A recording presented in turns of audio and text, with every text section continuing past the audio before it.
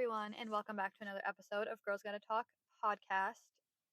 Streaming platforms: Spotify, Apple Podcasts, Amazon Music, anywhere you stream your podcast, or we are here on YouTube, Girls Gotta Talk podcast. You could come subscribe, join the fam over here. I've been seeing I've been seeing this trend going around Instagram of people making little reels of kind of meeting my younger self type of thing. It was like meeting my younger self for coffee, and it was like they put together like a cute little thing. Like it was like she ordered this, I ordered this, she's looking forward to this, I'm doing this type of situation. Like it was kind of thinking back a few years and basically what yourself would have done then, kind of versus what yourself is doing now. I don't know if I explained that well at all, but then I started seeing people kind of transitioning it into podcast, and I was like, I really love that. I don't know why. Like I was so like, that is brilliant. That is the greatest thing ever. I love that. Yada yada. And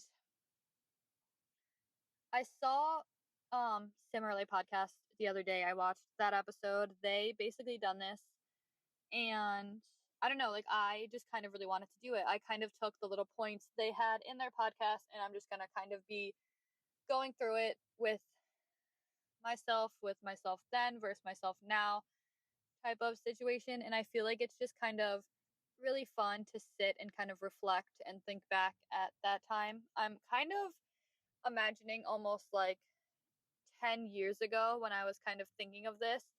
So that was 18, 19-year-old self for me. Um, so I kind of had to think back of like what I was even doing at that time. By then, I was already out of high school for like what year? So that had to be like 2014, 2015. So I had either just recently graduated high school, because I graduated high school in 2014 slash like 2015. So that was like a year out of school. So I'm kind of like was thinking back then.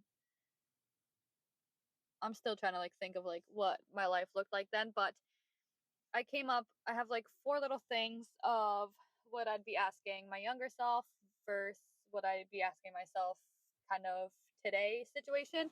But I thought it was really cute. I thought it was a really fun little trend, and I wanted to kind of jump aboard.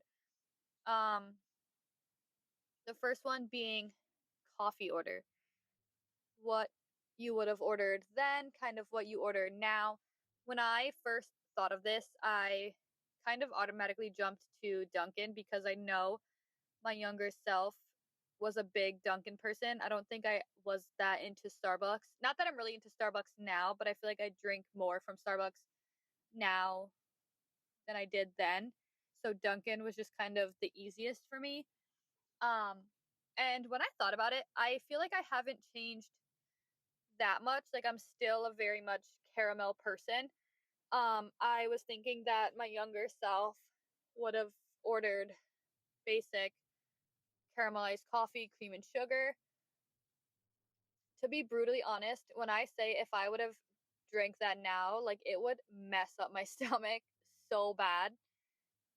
I feel like I've changed kind of taste wise. I feel like that would just not be it or good for me right now. My order now would be a caramel iced coffee with almond milk. I feel like I have cut sugar out of my coffees. I don't want to say like out of all my coffees. I feel like if I do a sweetened flavor in my coffee, then I don't add sugar. If I do an unsweetened flavor, if I go somewhere, I add sugar because I do like my coffees a little sweet, but I feel like having the caramel swirl and sugar in my coffee is just way too sweet for me. I don't know if that's just getting older aspect of it, but it's just way too sweet for me. That's why I think that the order I would have had when I was 18, 19 years old would not be my vibe today. The dairy aspect, I started putting almond milk in my coffees randomly, and I've loved it ever since. Actually, story behind the almond milk.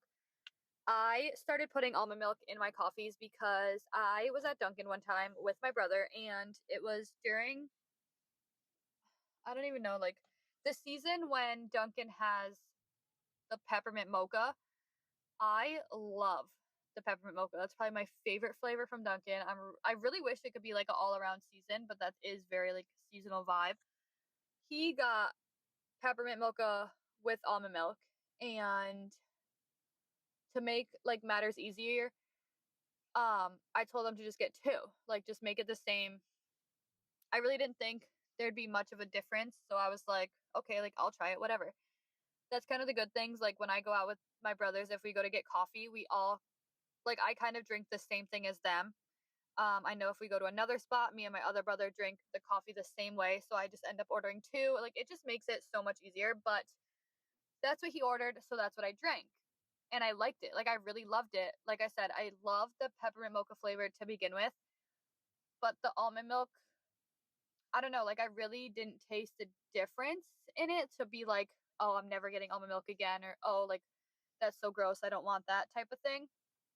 So then going forward, every time I ordered a coffee, I ordered with almond milk and it just kind of stuck. So it's been years, honestly. Like it's been quite a few years that I've been putting almond milk in my coffees, and even now at home, I'll usually just use like I think my parents use like a 2% milk. I don't even know. I've put whole milk in it. Like I've used I feel like any type of dairy in my coffees, and I've never come across one where I'm just like, "Oh, that's disgusting," or "Oh, like why did I make it with that?" type of thing. My mom recently got almond milk, I think to put in like they got this blender to make like smoothies and stuff like that. I don't know why we ended up getting almond milk because no one else would have used almond milk like that, but she has it, so of course I was like, well, I'm gonna use it then. Don't mind if I do. She was like, yep, it's in there, like use it in your coffee. So I started putting it in my coffee at home, and it's amazing.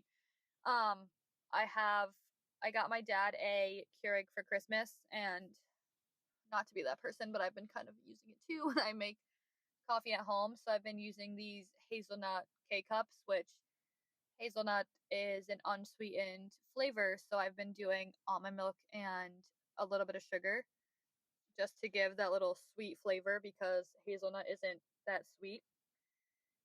And it's been really good. So, like I said, sweetened flavor, I don't add sugar anymore.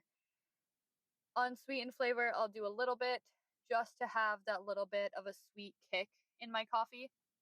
Um, but yeah, I feel like even growing up, I've kind of branched out and explored some coffees from Starbucks. I do like the blonde vanilla latte. That has kind of been a basic. I feel like one thing I've tried was their brown sugar oat milk shaken espresso, which I feel like my younger self would not have attempted that because I just I wouldn't know. So back then, if I didn't really know anything, I wouldn't really try it. I did try it. I ended up loving it. That has oat milk, which that was my first time having oat milk.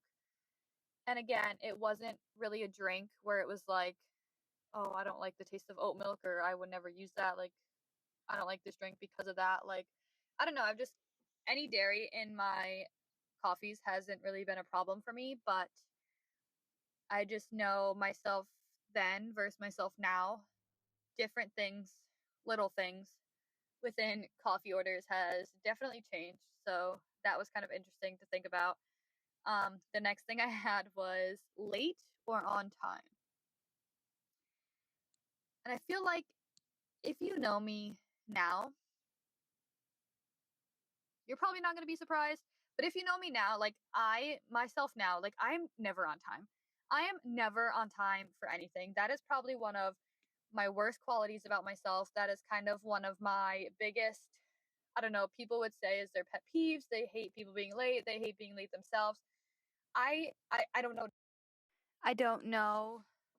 I don't know what it is. Like I just can't. I don't want to say it like I'm being super positive about it, but like I just can't be on time. I don't know what it is. I have really bad time management skills. And I don't know. I feel like my younger self was probably more on time than I am like who I am today. But I feel like I was still probably 10, 5, maybe like 15 minutes tops minutes late. But I feel like at this point, like I'm at a phase where I'm just like, oh, I don't even want to say phase. I'm just like at a point of life where I'm just like, I'm sorry. Like I just have to warn you that I'm gonna be late because knowing myself, I'm not gonna be on time. I know it's really bad. I know I have to work on it. I don't know how to work on time management skills. I feel like sometimes I'm getting ready what I think is early, and then next thing you know, like I'm still running behind. I'm still running late. So I don't know where I go wrong and what I do. Apparently, I have to start getting myself ready like hours a day ahead of time to be on time for things. But yeah, it's really bad. Definitely one of my weakest points for myself. But yeah. The next thing that I had was, what were you worried about? I feel like my younger self, 18, 19 years old, I feel like I was just kind of getting my license around that time. I was not a type of person that went and got like permit license, everything right off the bat, right when I turned 16. I was not like, that was not me. I feel like 18 honestly is probably when I got my license. So at that point, I was just getting my license. I was trying to focus on getting my first car. I know around that time I had gotten my, no, yes, gotten, maybe it was like 17. I had gotten my first job. So still around that time, I was still starting my first job and getting into all that and learning that whole world. Um, where I feel like myself now, I'm more worried about like finances. I'm kind of like, I'm doing two jobs right now, which I'm trying to get myself hopefully on a track that still goes along with finances. On track where I can quit one job and only be doing one again, and kind of having more kind of free time in general, but also just like time, like weekend time and all this stuff. The finances from doing two jobs has definitely been pretty nice, but I do kind of want to get back on track with just doing one. I also have a son. He'll be turning 3, or he will be 3, I think, by the time this episode goes out. So I have a 3-year old. Finances, job, like definitely, I feel like a different aspect of life than obviously my younger self. I feel like there's more responsibility. I feel like there was responsibility then, because technically then, from the time we're talking about, I am technically an adult. I'll have a car payment, car insurance, all that stuff, a job, which I don't know when exactly. I know when I started said job, then it was like a part-time job. I don't remember when I actually went into full-time work, but it was through that same company where I started 17, 18 years old. Um, but more responsibility of full-time job, like doing all that. But now it's just, now there's a child involved and finances are a little more, I would even say hectic. There's a lot more into finances, more things I have to pay for, like everything. So I feel like then and now is definitely just two, I don't want to say two different worlds, but there's definitely two different like aspects on things. Um, the next thing that I had were people in my life, which I thought was very interesting to kind of go into, because I feel my younger self definitely loved the people. Like I loved my friend group within high school. I feel like we like there was two different parts of the friend group, but then again, like we kind of meshed into one, so it like could turn into a really big friend group. Um it just kind of depended on the people you're with at the moment, and like I don't know, that situation. Um I did love that friend group. I loved the people I was friends with in high school. And I feel like at that point, because I was also had graduated at least a year or so prior to this age group we're talking about for my younger self, I feel like then, like I said, started my first job. I feel like I started meeting people at work. Granted, we don't all work together anymore, but I feel like I still kind of, not really talk to some of those people. Um, I feel like I also have met a lot of people like through people. I'm not a type of person to go out and do things. I'm very much a homebody type of person. So it's not like I like go anywhere and meet people that way. I definitely have either met people through jobs or like I said, just kind of through other people. But yeah, that was, I would say, my younger self. I feel like now, honestly, I'm not gonna lie, I love the people that I have in my life now. I would say some of them definitely more than the people I had in my life before. I feel like I did lose contact with a lot of people after high school. I do have a very small group, like amount of people I talk to even after graduating, but I feel like I love the people I've met in my life now. I feel like it's definitely like the way my life is going, lifestyle, different aspects of my life and things I'm doing. I feel like the people in my life now have just fit that very well. Um Honestly, whether it's meeting new people, I've definitely met a lot of new people this, or not this year, but like myself now. Whether it was like through work, through people, reconnecting with people, because I definitely feel like I've like reconnected with some people. I don't know, like I just really love the people I have in my life. I don't want to put that in like any disrespectful way to people that I had in my life that I probably don't really talk to anymore, but I feel like back then, like it's the same thing. Like back then, I loved the people I had in my life. Now, I love the people I had in my life. It was just kind of, I don't know, I don't want to say benefiting me in any way, but I feel like the people I had in my life, like in high school, were the people I needed then, and the people I've met now, like myself now, are just the people I needed it in my life, like today, like within the last few years, I'd say. So that is just definitely a whole different aspect of things. Yeah, I don't know, just like thinking about all that stuff and like going through the episode was kind of really fun to do.